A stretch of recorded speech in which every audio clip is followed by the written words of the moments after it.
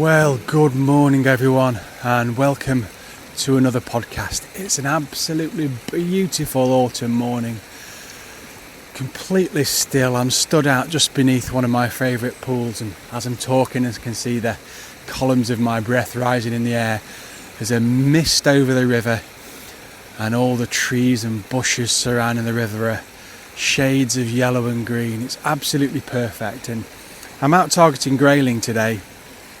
It's the first session I've had out this autumn for grayling. It's one of my favourite times of year to fish, one of my favourite species to fish for on a fly. Before I get going, apologies there was no podcast published last month. I did go and record one. I did a saltwater fly fishing out on the east coast and had a great day, caught some coalfish and pollock on the fly. Unfortunately, towards the end of the day, I realised that I'd been dragging my clip-on microphone through rock pools all day, and so nothing really recorded. But safe to say, just so you know, I had a wonderful day. But we're gonna wade out into the middle of the river now, and I'm below my favourite pool. I'm going to fish my way up to it. There's a pool on this river which I love fishing in autumn and winter. It's a really good winter pool. It always holds some winter grayling. The run beneath it, I never have much luck in, but I always try it every so often. So I'm going to fish up the run underneath it. The river's about 25 feet wide, medium paced, nice load of bubbles coming down in certain patches. I've got my 9-foot 4-weight rod, about 10 and a half foot a leader on. I've started with a killer bug today, which is, if you're a regular listener to the podcast, you'll know one of my favourite flies. I use it a lot for my upstream nymph fishing, and just because it does so well, I catch so many grayling on this fly. I don't know if I'll get anything in this run here, but I like to keep trying it because I'll always like to figure out why certain runs that look fishy don't hold fish, and this one always looks so good, but never seems to hold much. Right, let's strip a bit of line off. I'm going to have to cast upstream here and just drop the bug onto the likely runs and let it run down. I'll start off with the short cast and then slowly work the line out.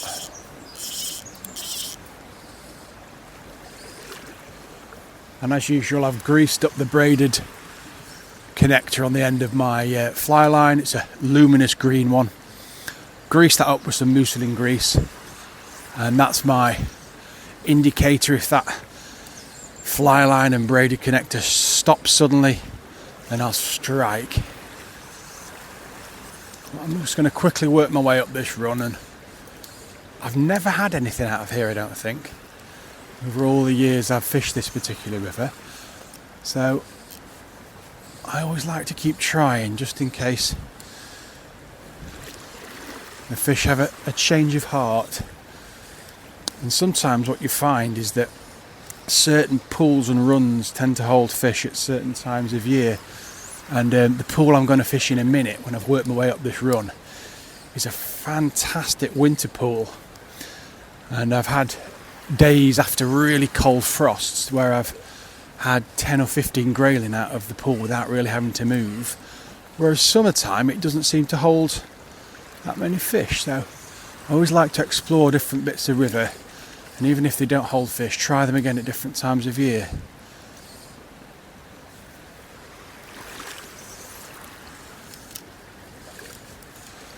Right, grab the old wading stick and work my way up river a bit. Where's it gone? There it is. There's a bit of depth to the river here. It's thigh height, or knee to thigh height. Some nice rocks for the fish to get amongst. I often wonder why it doesn't hold. Let's have a... I'll put a longer cast out and see if I can get the fly running down a little deeper. I've started with the Sawyer's killer bug today, but I may have a chop and change depending on what the conditions do, or the fish do. I may chop and go down onto a check nymph, or I may even come up and put a dry on if there's a little patch where the fish are rising. looking at the weather, it looks like it's going to be a sunnyish day once the sun comes up. So I'm just approaching the bridge here. There's a nice big trees on the left, and there's a willow on the right hand side dangling over the stream, its branches just gracing the water every so often as that little rogue wave comes down and hits the branches. And then ahead of me some nice big rocks in the stream as I get to the bridge. Right, I'm going to push up again.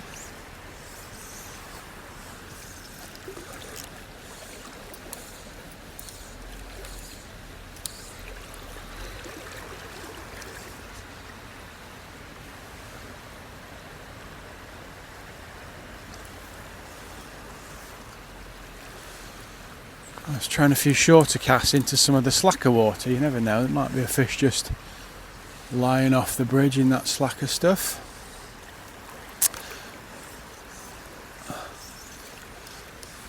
I'm just beneath the bridge now, and there's a lovely kind of tongue of water pushing down, and it looks absolutely ripe for a fish. Right then, wading stick, and we'll move up again. And last few casts, and then I'm going to head under the bridge and get to one of my favourite winter pools.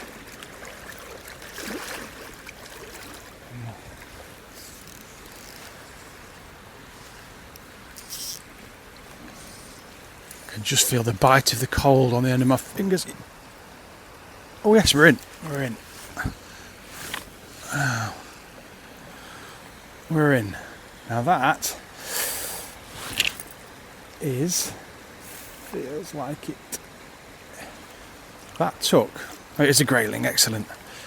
Bring this fella in. Lovely. That took just where I wasn't expecting it. And I'm chuffed to bits with that fish because that's just where I just unhook it and slip it back.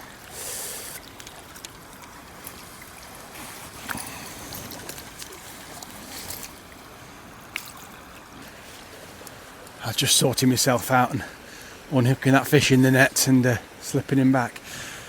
Excellent. So that's was about 3/4 pound, but why I'm so happy with that fish is that I've caught it in the run that I've never caught a fish from before, which is wonderful. And it's where I wasn't expecting one actually. There's a real big tongue of water moving out, pushing out from under the bridge, and that actually took in the slacker, more shallower bit to the right hand side where I wouldn't have normally expected a fish. So I'm going to put my cast out there again and see if anything else takes it. And I tell you what, it took very deep as well. I put a long cast out and I really let that killer bug get down, and it took very late and very deep. The reason I absolutely love fishing with these Sawyer's killer bugs is that they're not too heavy to cast with a traditional upstream cast, but there's still enough weight to get them down, which means you can, in one cast you can cover. If you're fishing up into a riffle, you can the bug will almost follow the gradient of the river as it deepens. So as it comes down the first bit of the riffle, it will start sinking, and as it travels down the river and the gradient gets deeper, the bug sinks with it. So you get to cover a bit more water. Obviously, if you do move into some very deep, quick stuff, you're not going to get anywhere near the bottom, and you'll need to move to a check nymph. But for just prospecting the slightly different depths of water, you won't go far wrong with this. But I'm absolutely made up with that fish to catch one out of this run.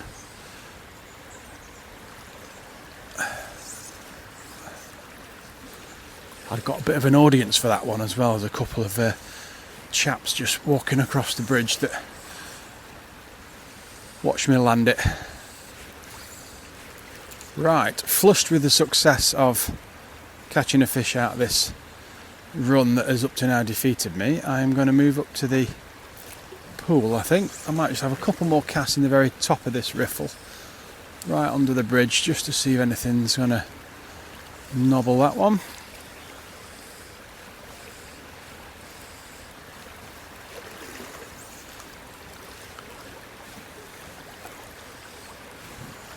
No, right, let's move upstream. I'll just wind in, I think. Just wind in and get my fly line out of the way a bit.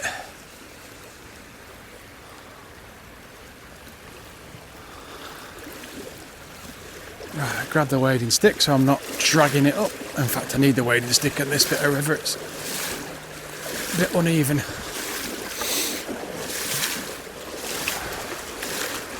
Some lovely colorations on that grayling. It was had almost a yellow and golden colour to it. First, I thought when I first hooked it and saw it, I thought it might be a little out of season trout, but as soon as it started to roll in the current, I could tell it was a grayling. And they do have such a varying coloration. Some are purples and greens through to golds and obviously silver. Right, I'm just coming up. I'm going to fish right at the back end of this pool first. Almost, I'm stood under the bridge. I'm going to cast from under the bridge, just in case there's anything in the very tail of this pool. And then I'm going to spend a good 15 or 20 minutes covering every inch of it.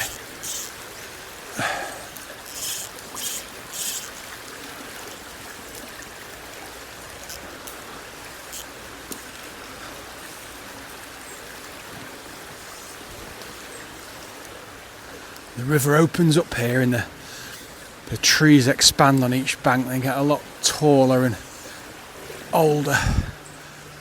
And I'm lucky, it's a nice still day and there's a fair amount of yellow leaves on these trees now. And on a windy day on the river like this, we always get that 1 or 2 days a year when all the leaves decide to come off on one day and all travel down the river, and it does make fly fishing a little bit of a pain. It's not too bad if you're nymph fishing like this, but if you wanted to fish dries or little spiders and things, you end up hooking a lot of leaves. Right, I'm just moving up a bit. I've covered the tail of this pool really.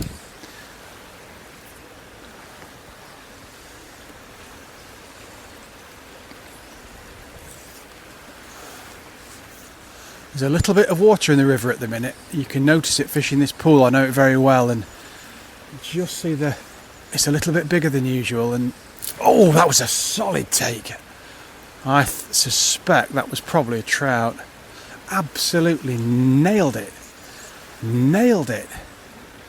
It's something grabbed it and it almost pulled the rod out of my hand. The hell was that? Must have been a trout just swimming back and grabbing. But it was a solid take. I was not expecting that. Normally with the grayling, it's a slowing down of the braided loop, or it just stops. It doesn't pull the rod. That was solid. It must have been a trout just maybe turning and grabbing the fly. They do get aggressive though. They will be aggressive, these trout. I mean, I don't want to catch any. It's not trout season anymore. And I'm only fishing the areas where I know there's lots of grayling with tactics to get the grayling. That's all I want. But if there is the odd trout in this area, they can be very aggressive at this time of year. That was a real solid pull.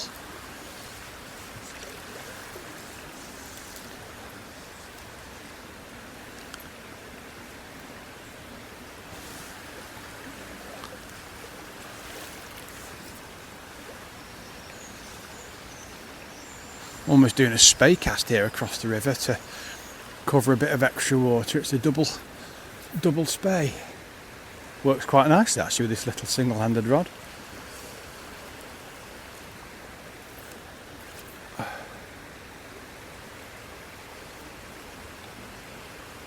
Oh, I missed another one there. Yeah. This is cracking fun.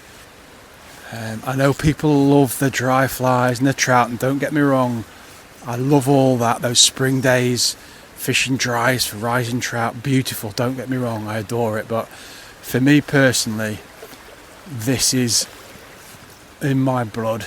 Prospecting, nymphing, working pools and riffles and runs, fishing where you think there's fish and trying to work out where they're going to be lying, and dropping your fly out amongst them. There's a little bulge there at something, not on the surface but just under the surface. I missed another one. That's 3 now.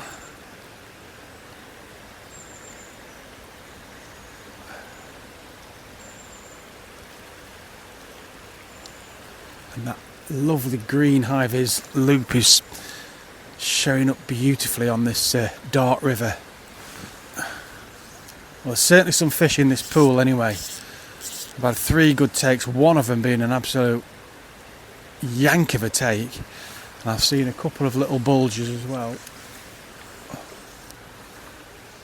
Alright, dropping a longer cast in. Just letting that fly get down. When I'm nymph fishing like this, I'm always controlling the line. And that often means actually just putting a bit of slack in there. It's a controlled slack. And the reason I'm doing that is to make sure I'm not dragging and pulling that nymph away from its natural course down the river. We want a drag-free drift, so a little bit of slack in the line to enable that nymph to tumble down and sink. But you've got to control that slack to make sure that if you are going to lift into a take, that you're going to move that fly quickly and set the hook. And there's a number of ways of doing it. You can actually cast and throw a bit of slack line into the cast if you need to, especially if you're going across some different speeds of current to get to your area.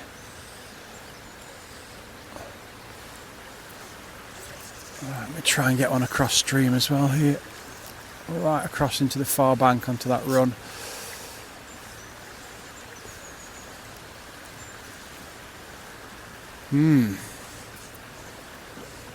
Oh, I've had 3 solid takes there and not been able to do anything with any of them. Just move up the pool slowly and drop a cast a bit further up and let that run down. Another little take.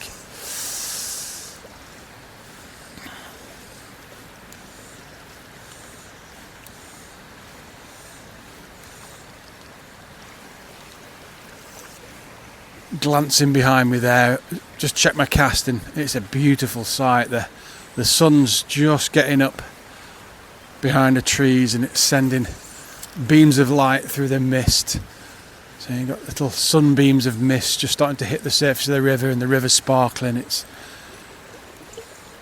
definitely my favourite time of year to be out fishing this. Right, moving up again.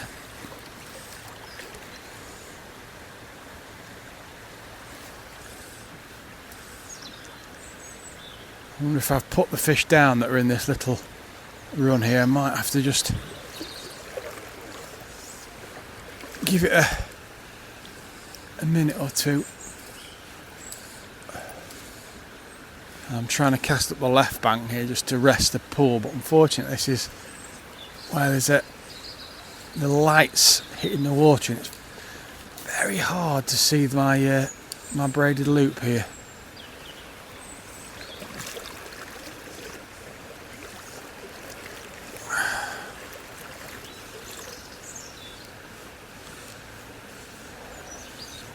Now birds seem happy in the trees, and you can tell the time of year because my legs are already starting to get cold. I'm up to my thighs at the minute and I've still got my summer waders on and I've got some thermals on and over trousers. I'm not too cold, but I didn't quite feel cold enough to justify the neoprenes yet. I tend to bring them out only on the coldest of winter days when I'm really going to appreciate them.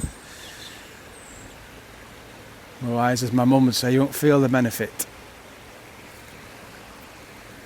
Right, I'm going to push up. I might have pushed these fish up higher into the pool with my casting. Like I say, I missed a few early fish and I could just have put them up, so I'll push up a yard or two. They might have just moved upstream.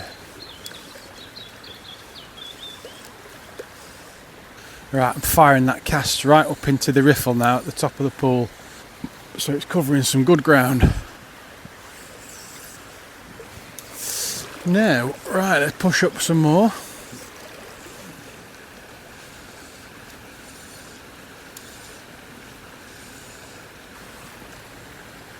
I'll try some in the really quick stuff and see if there's anything going to grab it in there.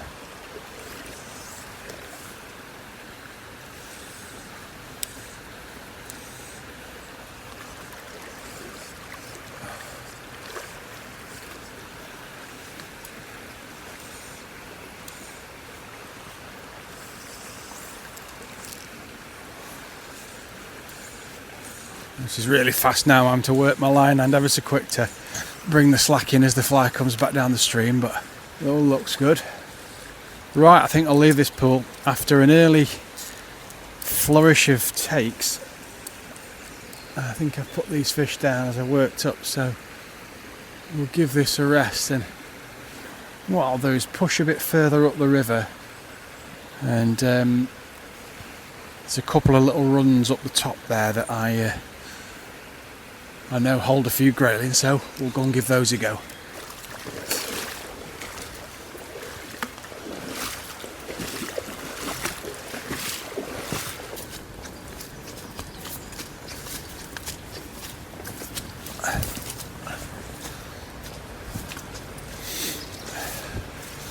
What struck me walking along this path here is the amount of buddleia.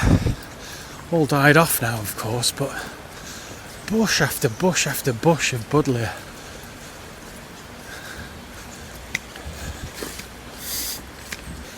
Let's get back in the river. A long run here, a long glide of fastish water. The yellow trees are actually arching over in some places, and the river's completely tunnelled under. You can just see the shafts of light hitting the yellow. I've got a nice run. It's not the deepest bit of river here, and it's very rocky, so I have to be careful not to make the cast too long. But it does hold grayling, and there's a lot of water to go at, so I think I'm going to work this bit of river up, and then that'll be me done for today. So just prospecting, shortish cast. I don't want to fish too deep because of the rocks, and we'll see if anything grabs that fly. Right, get casting. I'll work into the bubbles to start off with, where the bubble stream's coming down. Doing a side cast just to get my fly under the trees. I'm expecting to hook up on a rock or two here. That's no problem. Breath's really showing up in the air now. I've got a bit of a puff on from walking up and down the banks, and it's lingering in the air. Oh, that was a little movement. It might have just skimmed the rock. Breath's lingering in the air above me. It reminds me of many years ago when I used to fish at Ladybower a lot. The big reservoir in Derbyshire. We're talking, 15, maybe more, 20 years ago. There was a guy there who chain smoked cigars, and you could always tell he was fishing if it was a still day. You'd be driving down to one of the bays to fish, and there'd be a column of smoke just rising amongst the fir trees, and it was basically him in his cigar smoke, and it always, on a day like today, it'd hang there in the air, and you'd see it for miles away, this column of cigar smoke. And I used to love the smell. My granddad used to smoke Hamlet cigars. I mean, I don't smoke, but I do like the smell of someone else smoking a cigar. And if I'm walking down the street, someone smoking a cigar, you just get that whiff, and brings back memories of my granddad. He used to light him on his used to light him on the gas fire in the front room. Get shouted at by my nana for lighting him on the gas fire. Anyway, back to fishing. I'm working up the river quite systematically, going from bank to bank, and prospecting in a fan shape. Oh, there's a large dark olive just hatching off there in front of me. just keep working my fan shape. I'm going to try a few over the other bank now, although it's fairly shallow there.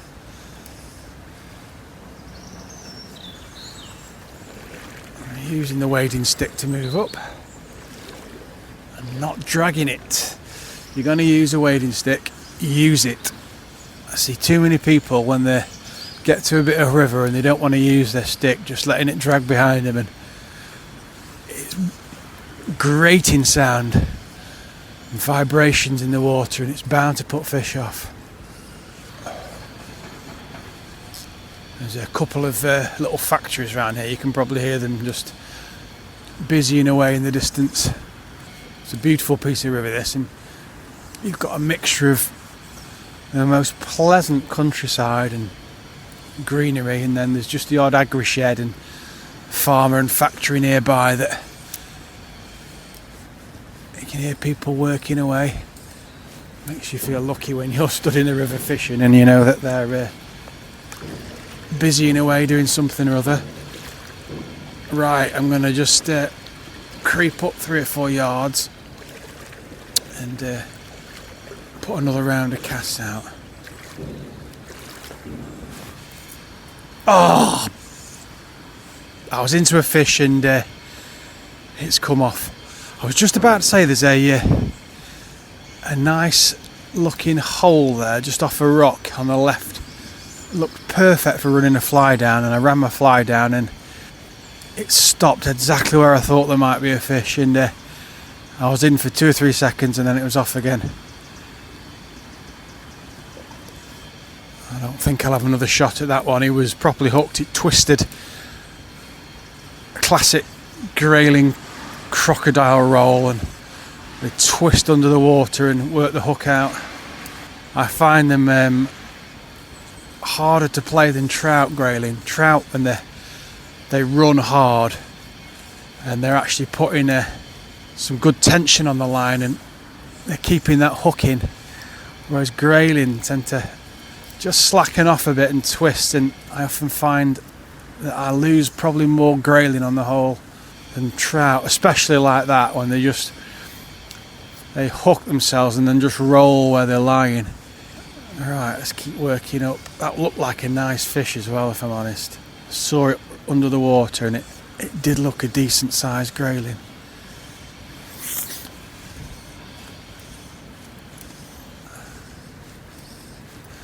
Let's see if I can run one down the other side of the rock.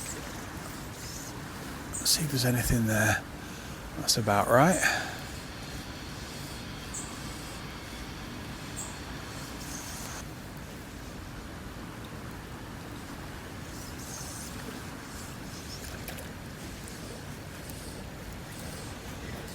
Feels like a while since I've fished, actually, even though it's 3 or 4 weeks maybe.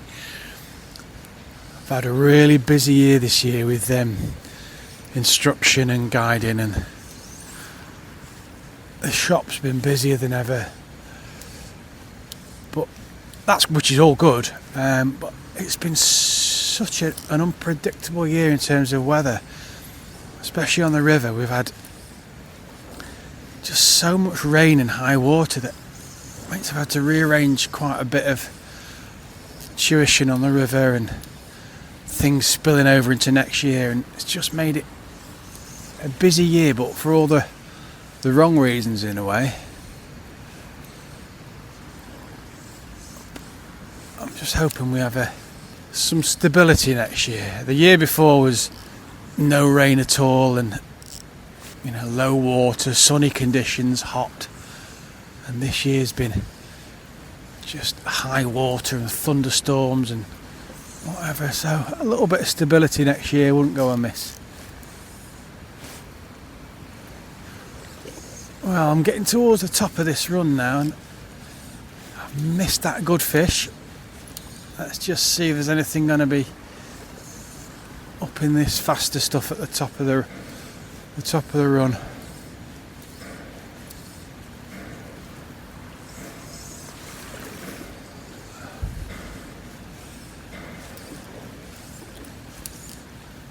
I've stuck with the killer bug in the end. It's going to take a lot to get me to change this fly for grayling on an autumn day. I pretty much know I'm going to catch with it. So unless conditions dramatically change, or there's a sudden hatch of olives or something and there's fish rising, unless I can see change in front of me, I'm not really going to be persuaded to move off the killer bug. And I'll use this pretty much all year, unless I'm, maybe I'll go out and for a podcast to vary it a bit, I might do a morning on dries or spiders or something like that. But if it's for fishing for myself,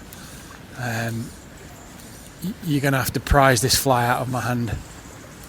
Right, let's go across a bit into that channel of faster water on the right. There's a few leaves just blowing off the trees in front of me now. Just a breath of wind getting up as the sun gets up. And we've had quite a still week, so I imagine there's a lot of these leaves that are all ready to come off at once. Alright, let's keep moving up. We're only probably, what are we, in a foot and a half of water now, so I'm expecting a hook up on the rock at some point.